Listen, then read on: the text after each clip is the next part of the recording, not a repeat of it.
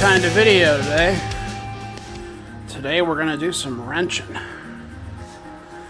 Got our quick jack set up, tools. Today we're doing the basic oil change. We're going to give this cat treats. She's our shop steward.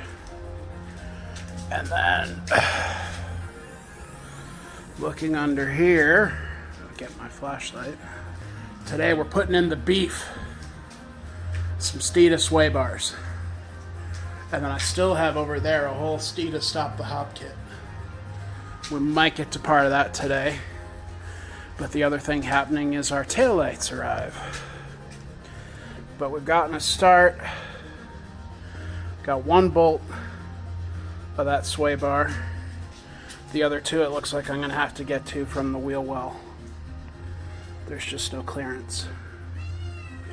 So, getting ready.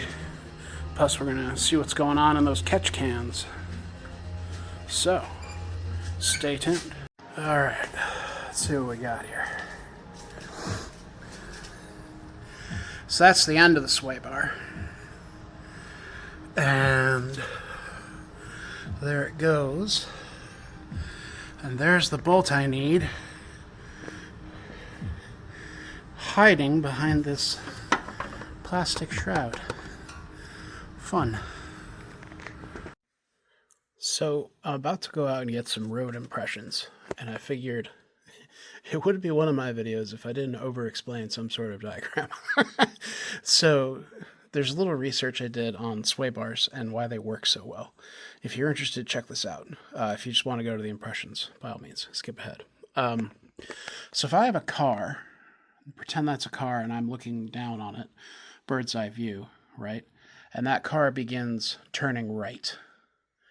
When you begin turning right, it puts pressure on the left tires. The weight they're experiencing increases because the left side has to push off and produce a force to get going in this lateral direction. And so if we separate the front wheels to an arrangement like this and the back wheels like this, pretend you're at the rear of the car now looking at them, right? You're going to have a weight pressed down on that left wheel. And you're going to have a weight pressed down on that rear left wheel. When that happens, traction goes down. The wheel and the grip has less traction when it's under weight like that, under load. I mean, it deforms. It just doesn't quite, it's not the same, right? So the magic of the sway bar is when you connect these 2 points, the sway bar acts like a spring. And so as the weight increases here, it's picked up by the end link. And it translates across this static member. And it has a torquing effect such that as that gets pressed down, it comes across and it presses this one down with it.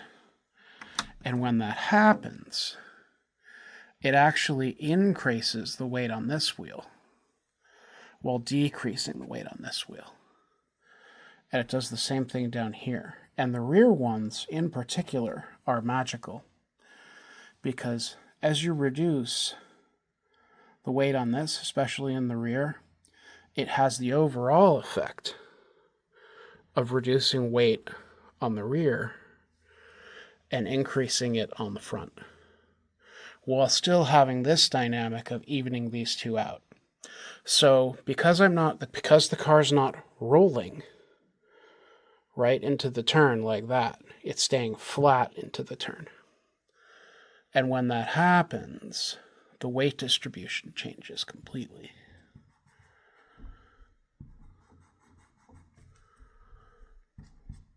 And all these become blue. Excuse me as my cap goes flying.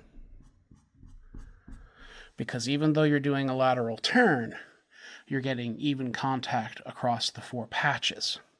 And that has the effect, right, of increasing traction on both. And you experience dramatically less understeer. And cars usually come from the factory with understeer because it's safer for consumers. If you put out a Mustang with oversteer and someone inexperienced got a hold of it, they'd wrap it around a pole in no time. So that's why these are such a big deal. All right. Hard fought. It took about an hour, but I was able to get those off.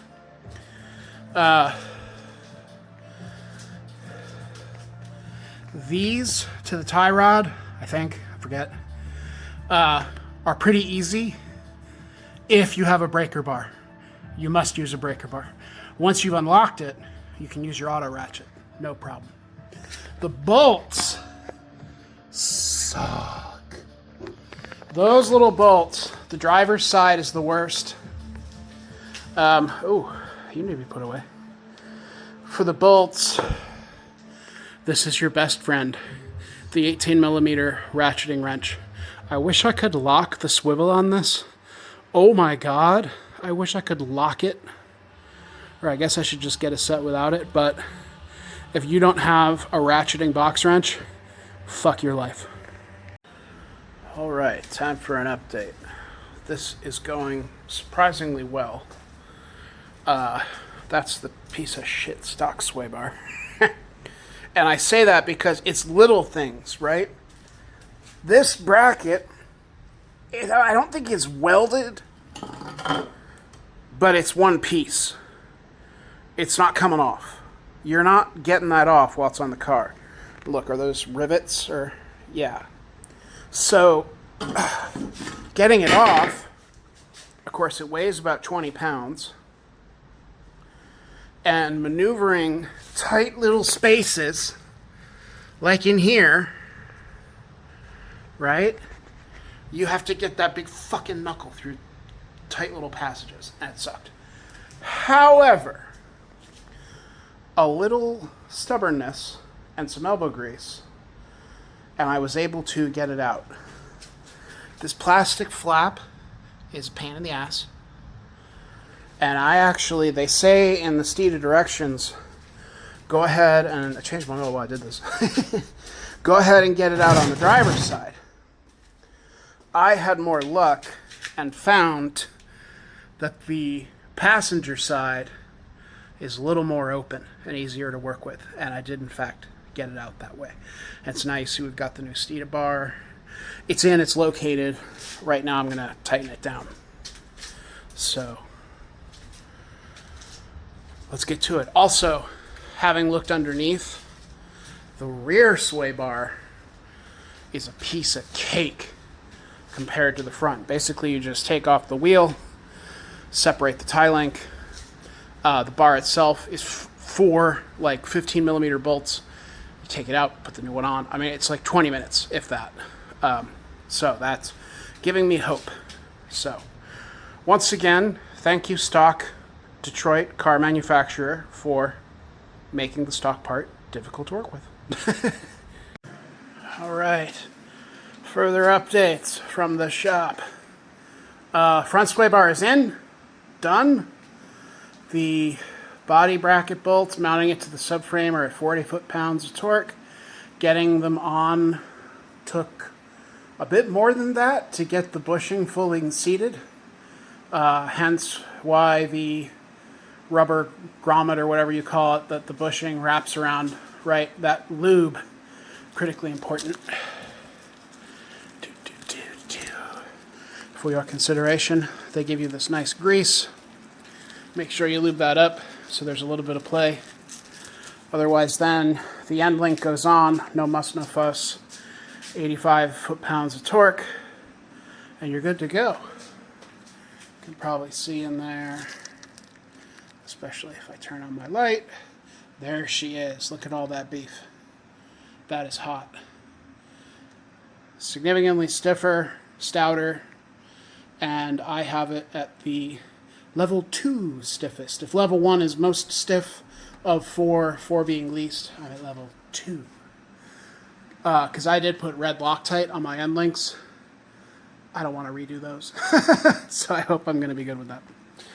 We move on. The oil change is happening in the midst of all that. No big deal. That's complete. Just the engine's dry. Got to load it. Now we come to the rear. Nothing mysterious. The end links are trickier. However, word of warning. Getting that off requires having a 6mm Allen bolt along with an 18mm ratcheting wrench, and you have to use the wrench to counter drive while you use the 6mm to get the damn thing out. Kind of a pain in the ass. And the instructions say, hey, we gave you a new brake bracket, so take that off. And they're not kidding. Here are 2 new assemblies, right, that you're going to use. So you're going to use the stock nut there, right, but the other bits are going to replace that motherfucker. So I got to get that off, because on the front, it made mention of it, but then reused the stock piece. So either that or they didn't send me a part, but it's together now, so whatever. So that's that. I was thinking I was going to do the rear taillights today. I'm tired. It's almost 5 o'clock. This stuff, man, they say, it takes 2 hours. 2 hours my ass, right? And it's because I'm in a home shop, I'm sure. But that said, you can probably bust out front and rear 4 or 5 hours. So yeah, the quest continues. All right, we have an update here.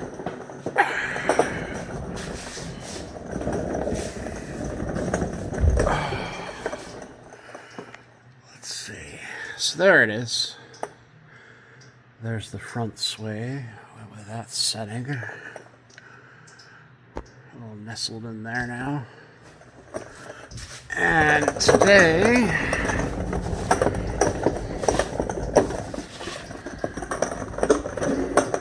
we went ahead and added the rear. So I'm just going to tighten up my ends now, and that job is done. Significantly more stout than the stock was, so excited. And we get to tackle taking this off. Alright, hey, what's going on, everybody? So we're out on the road now, getting a chance to check these things out. So far, feels really good. I'm going to hit some twisties at some point here, and I'm interested to see how this does under load. I think in particular I want to get on the interstate, see what the on-ramp is like.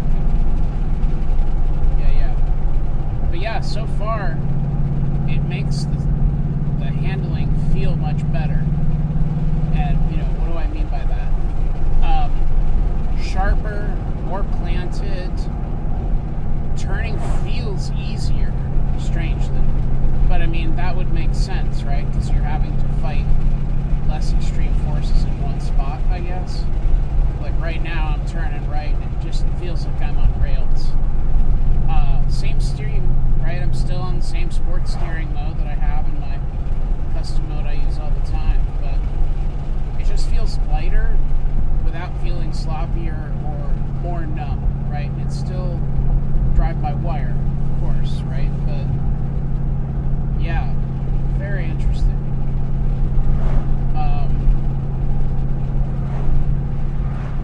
I didn't realize I had as much understeer as I did until I got the sway bars on. And now it's like, wow, night and day difference. It's like having power steering where there wasn't power steering in a way.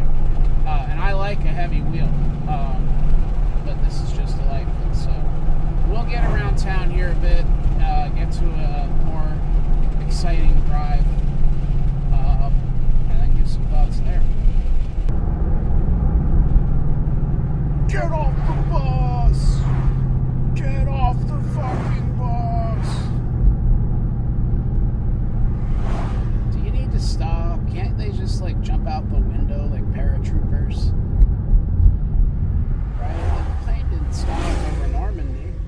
these kids get such a big deal. Wonder if that lady woke up one morning and said, you know what? I think I really want to go buy a Hyundai Santa Fe. It's what I need in my life.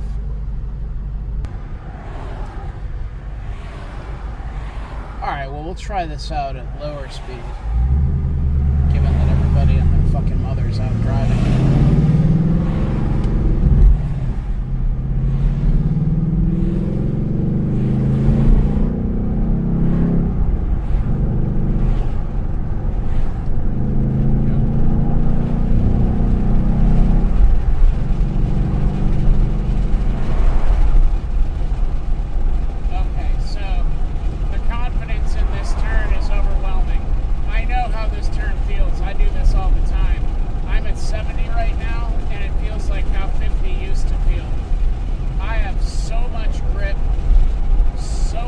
Understeer. Total confidence in speed.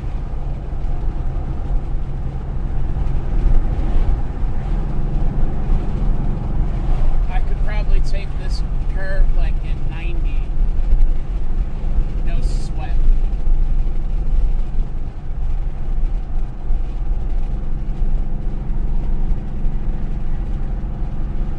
Just on rails.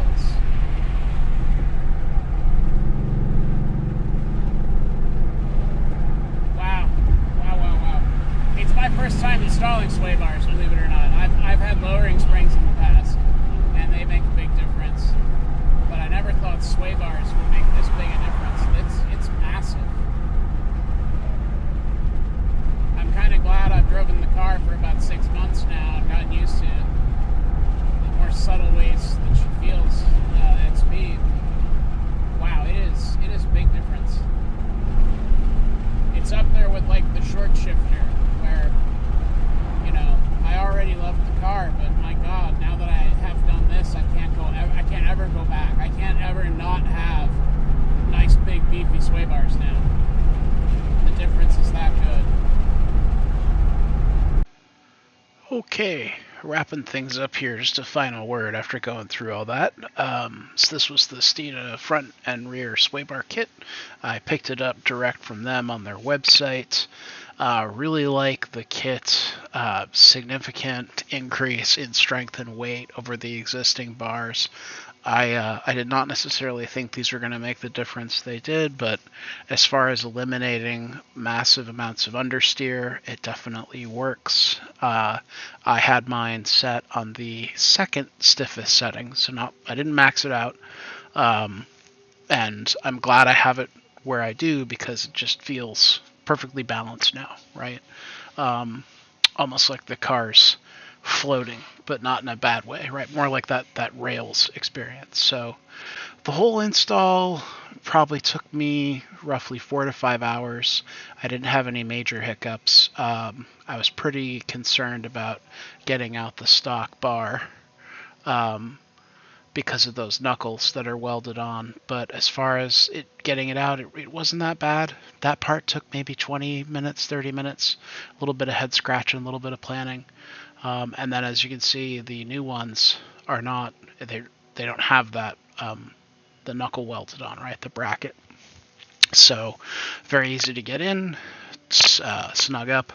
The only one issue I did have actually is when I first pulled out, I heard some rubbing and I thought something has gone awry. So I quickly stopped, looked at the passenger side rear wheel, took it off, and it looks like the brake line, when I set it up with the new hardware bracket, was just rubbing a little bit on the wheel. I literally just pushed it out of the way, and it just moved out of the way, right? And since then has not been a problem. So just when you do put your wheels back on, make sure you don't have anything rubbing on hoses. Everything's out of the way. You're not going to trip over your own feet.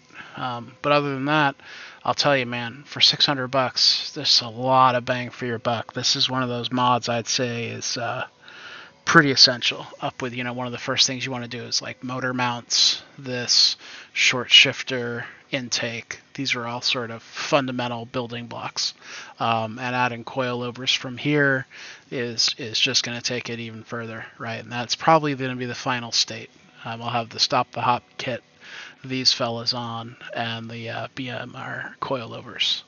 Or no, Petters coilovers.